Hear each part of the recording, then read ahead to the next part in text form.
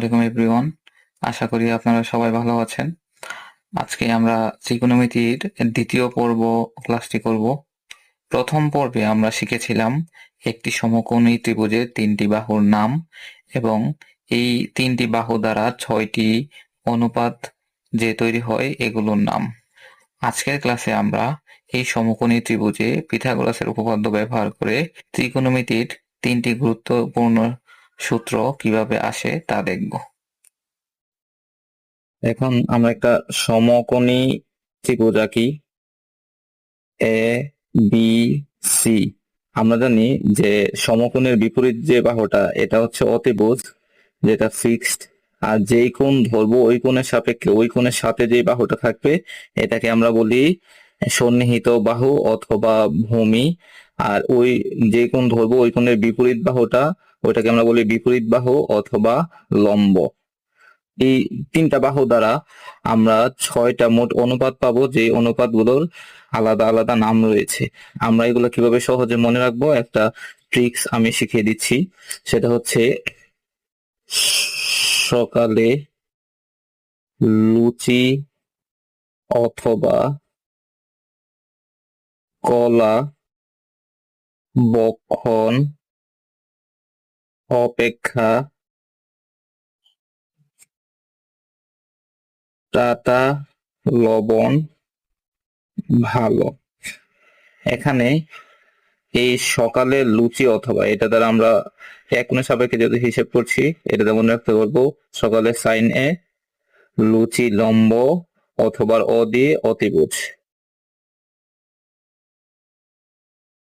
কলা বক্ষণ অপেক্ষা কলার সি কস এ, ভ দিয়ে ভূমি বুঝবো আর অ দিয়ে অতিভুজ।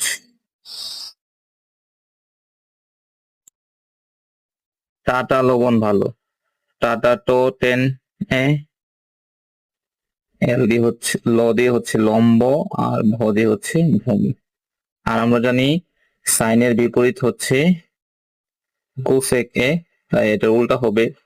অতিভুজ উপরে চলে যাবে, লম্ব নিচে চলে আসবে। কসের বিপরীত হচ্ছে সেক এ, তাই অতিভুজ উপরে চলে যাবে, ভূমি নিচে চলে আসবে।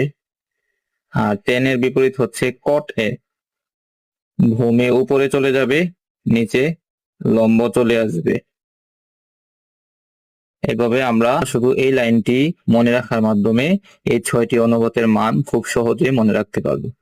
এখন আমরা গত পর্বে যেই তিনটি সূত্র আমরা পিথাগোরাসের উপপাদ্য থেকে বের করব বলেছিলাম তা আলোচনা করব। পিথাগোরাসের উপপাদ্য। পিথাগোরাসের উপপাদ্যটা কি? অতিভুজের বর্গ সমান হচ্ছে লম্বের বর্গ ও ভূমির বর্গের যোগফল। ভূমির বর্গের যোগফল। পিথাগোরাসের উপপাদ্য হচ্ছে অতিভুজের বর্গ সমান হবে লম্বের বর্গ এবং ভূমির বর্গের যোগফল। আমরা জানি সমীকরণের বাম পাশের রাশিকে যদি কোনো কিছু দ্বারা গুণ অথবা ভাগ করা হয়, সমীকরণের ডান পাশের রাশিকেও যদি আমরা ঠিক ওই জিনিস দিয়ে গুণ অথবা ভাগ করি তাহলে সমীকরণের মানের কোনো পরিবর্তন হবে না। তো প্রথমে যদি আমরা অতিভুজকে অতিভুজ দ্বারা ভাগ করি তাহলে এখানেও আমরা ডান পাশের রাশি লম্বকে অতিভুজ দ্বারাই ভাগ করব। অতিভুজ তার স্কয়ার প্লাস ভূমি ভাগ অতিভুজ তার হোল স্কয়ার। এখন এই অতিভুজ ভাগ অতিভুজ ভাগ করলে আমরা পাবো 1। 1 এর বর্গ পাবো, 1 এর বর্গ মানে 1ই। আর লম্ব বাই অতিভুজ আমরা শিখেছি লম্ব বাই অতিভুজ মানে হচ্ছে সাইন, তাই আমরা এখানে হবে সাইন স্কয়ার এ, যেহেতু এক কোণের সাপেক্ষে হিসাব করছি। এবং ভূমি বাই অতিভুজ এটা আমরা শিখেছি কস এ, ভূমি বাই অতিভুজ, তাই এখানে হবে কস স্কয়ার এ। পিথাগোরাসের উপপাদ্য থেকে আমরা জানতে পারলাম কিভাবে sine square A plus cos square A equal to 1 হয়েছে। এখন সিমিলারলি আমরা যদি এই অতিভুজকে আবার লম্ব দ্বারা ভাগ দেই তাহলে এই পাশের লম্বকেও আমরা লম্ব দ্বারা ভাগ করব এবং ভূমিকেও লম্ব দ্বারা ভাগ করব। তাহলে আমরা অতিভুজ ভাগ লম্ব, অতিভুজ ভাগ লম্ব মানে হচ্ছে কোসেক এ, আমরা এখানে দিব কোসেক এ স্কয়ার, লম্ব বাই লম্ব ভাগ করলে 1 হবে, 1 এর স্কয়ার 1 হবে। ভূমি বাই লম্ব, আমরা ভূমি বাই লম্ব জানি কট এ, যেহেতু এ কোণের সাপেক্ষে আমরা হিসাব করছি, এখানে ভূমি বাই লম্ব হবে কট স্কয়ার এ বা কোসেক স্কয়ার এ, আমরা যদি এটা এই পাশে আনি minus caught square A equal to 1, এখানে আমরা আরেকটি সূত্র পেয়েছি।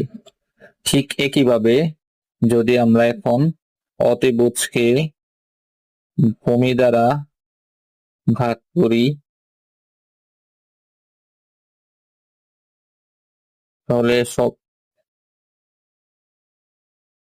এখানে অতিভুজ ভাগ ভূমি আমরা জানি সেক এ কোণের সাপেক্ষে হিসাব করছি, এজন্য সেক স্কয়ার এ হবে, আর লম্ব বাই ভূমি মানে হবে টেন স্কয়ার এ, আর ভূমি ভাগ ভূমি মানে 1 এর বর্গ 1 হবে। আমরা যদি এখন সেক স্কয়ার এই টেন স্কয়ার এ কে বাম পাশে আনি, তাহলে এটা মাইনাস টেন স্কয়ার এ হয়ে যাবে ইকুয়াল টু 1 হবে। এভাবেই আমরা পিথাগোরাসের উপপাদ্য থেকে মোট 3টি সূত্র পেলাম। এটা হচ্ছে একটি সূত্র, এটা হচ্ছে আরেকটি সূত্র, এটা হচ্ছে আরেকটি সূত্র।